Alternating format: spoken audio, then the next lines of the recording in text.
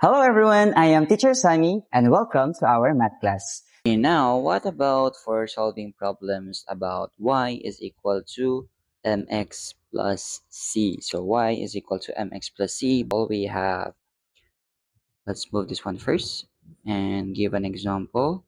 Our example will be negative 15x plus 3y is equal to 40. Negative 15x plus 3y is equal to 40. There are actually shortcut methods in here, but we will do a step-by-step process. So for example, we have here y is equal to the mx plus c formula. We are going to follow this format, which is y is on the left side, and which is already correct.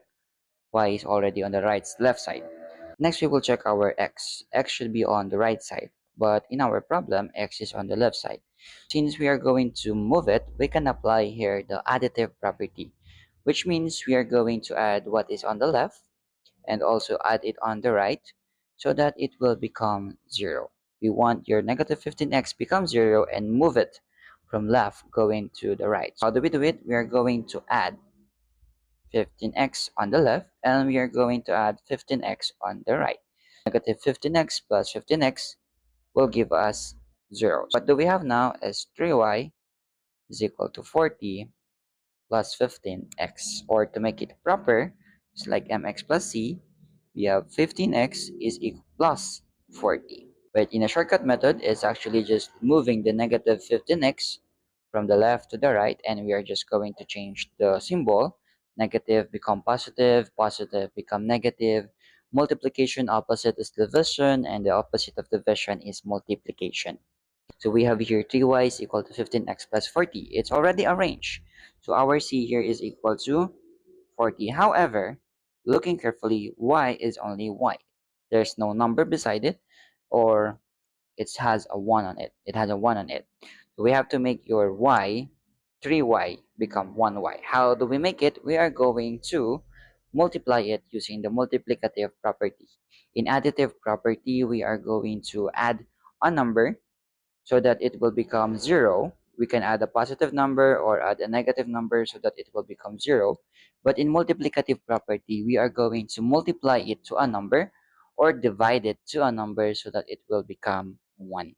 How can we make your 3 become 1? And that is multiply it by 1 out of 3. Again, multiply it by 1 out of 3. Why 1 out of 3?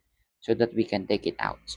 Take 3, take and 3 become 1. That is the long method, or basically we are just going to divide it by, and what we do to the left, we also have to do it to the right.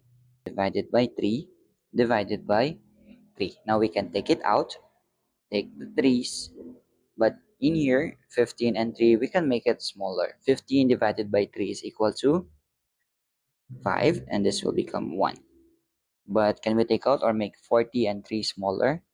It is not possible. What do we have now is y is equal to 5x plus 40 over 3. Now y is equal to 5x plus 40 over 3. Now we are going to look for the y-intercept. So when we say y-intercept means our x is equal to 0. So we have y is equal to 5x plus 40 over 3. Y is equal to 5. Our x is equal to 0 plus 40 over 3. And this one will become 0. We have y is equal to 40 over 3. So if we're going to put in a coordinate in our plot point A, if x is equal to 0, our y is equal to 40 over 3. This will help us plotting the point. Now, how do we find the other point using the x-intercept? If y-intercept means x is equal to 0, x-intercept means y is equal to 0. For example, we have y is equal to 5x plus 40 over 3. Our y will become 0. So we have 0 is equal to 5x plus 40 over 3. We want our x, so we are going to move it. Or, using the additive property, we are going to subtract or add a negative number. Add negative 5x plus add negative 5x so that this will become 0.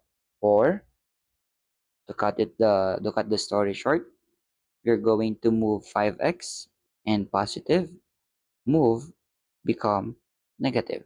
So we have negative 5x is equal to 40 over 3. We want only x, so we are going to divide or multiply it to a fraction that is 1 over negative 5 so that we can take out negative 5 and negative 5 and become 1. Or we can just divide it by negative 5. So we will use a fraction in here so that we can also do that on the other side.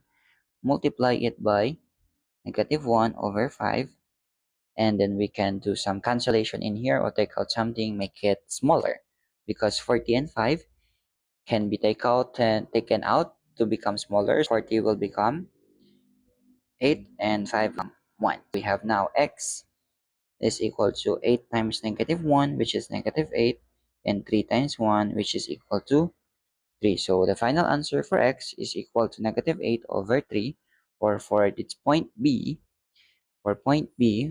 when the value of y is equal to 0, when the value of y is equal to 0, the value of x is negative 8 over 3. This is how we solve for the 2 points of a formula or a linear equation. Y is equal to mx plus c. We can figure out how to plot it on a graph.